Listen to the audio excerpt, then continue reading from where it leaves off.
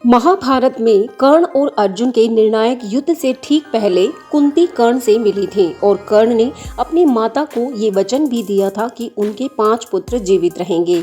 और अपने इसी वचन को निभाते हुए कर्ण ने अर्जुन के हाथों अपने प्राणों को न्यौछावर कर दिया था।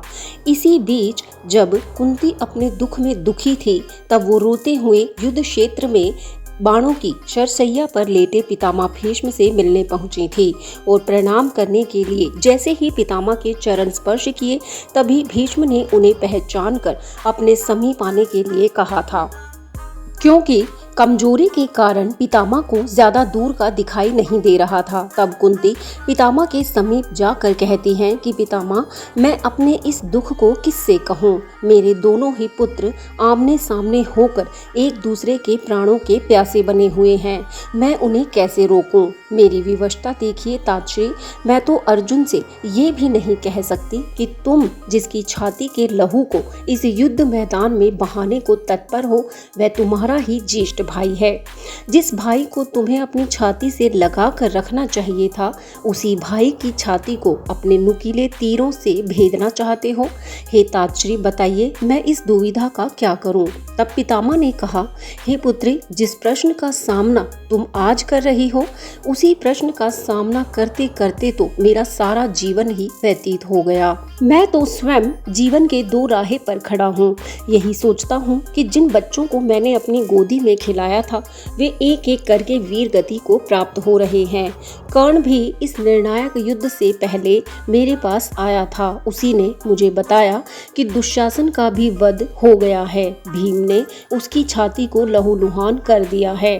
क्या तुम जानती हो पुत्री, दुशासन का केवल एक ही दोष था, उसे अपने भाई दुर्योधन से बहुत प्रेम था। इतना प्रेम कि उसका स्वयं का कोई व्यक्तित्व ही नहीं था, बल्कि उसका व्यक्तित्व दुर्योधन की परछाई बन चुका था। और यदि ऐसा ना होता पुत्री, तो दुशासन के हाथ द्रौपदी के केश और वस्त्रों तक कभी ना जाते। हद से ज्यादा प्रेम भी दृष्टि को धुंधला कर देता है।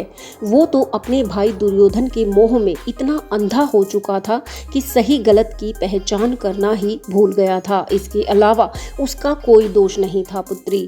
और यही मैं तुम्हें समझाता हूँ पुत्री कि अपने प्रेम से अपने व्यक्तित्व को बचाओ। तब कुंती कहती है कि आप बड़े भाग्यवान हैं तात्री, आप किसी की माँ नहीं हैं। ये युद्ध भले ही कोई भी लड़ रहा हो, लेकिन ये सब तो हमारे ही पुत्र हैं ना। दोनों तरफ से एक माँ की ही पराजय हो रही है। हे तात्री, मैं कर्ण का शव नहीं देखना चाहती हूँ। मैं चाहती हूँ कि मेरे दोनों पुत्र जीवित रहें। तब पितामह कहते हैं कि यदि कर्ण की मृत्यु होती है तो ये उसके जीवन का सबसे बड़ा प्रसाद होगा। वह जीवन में अकेला था और अकेला ही रहा और युद्ध क्षेत्र में भी अकेला ही है। उसकी विडंबना तो देखो, कर्ण को ज्ञात है कि अर्जुन उसी का भाई है, जबकि अर्जुन ये जानता ही नहीं कि वह जिससे युद्ध कर रहा है वह उसका बड़ा भाई है। अर्जुन के लिए तो बस कर्ण उसका सबसे बड़ा शत्रु है। हे पुत्री, इस युद्ध में कोई किसी का पुत्र नहीं है और न ही कोई भ्राता। इस युद्ध में केवल 2 तरह के लोग ही युद्ध कर रहे हैं। एक तो वे जो हस्तिनापुर के हित में हैं और दूसरे वे जो उसके हित में नहीं हैं। इन दोनों योद्धाओं का युद्ध हस्तिनापुर के भविष्य को तय करेगा। इसलिए तुम भी भूल जाओ कि वे दोनों तुम्हारे पुत्र हैं। अपने शिविर में लौट जाओ पुत्री और हस्तिनापुर के विजय की प्रार्थना करो। कुंती चुप सी हो जाती है और चुपचाप अपने शिविर की ओर लौटने लगती है। भीष्म कुंती को जाते हुए देखकर कहते हैं कि हे कुंती, तुम्हें तो गर्व होना चाहिए कि कर्ण जैसा योद्धा तुम्हारा पुत्र है।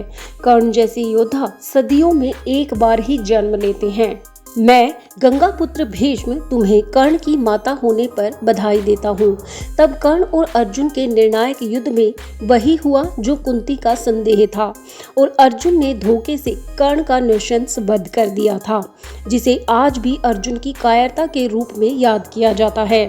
इस प्रसंग से एक बहुत बड़ी सीख मिलती है कि दुशासन की भांति प्रेम में अंधे ना बने, सही गलत की पहचान रखें और जीवन में सही मार्ग का ही चयन करें।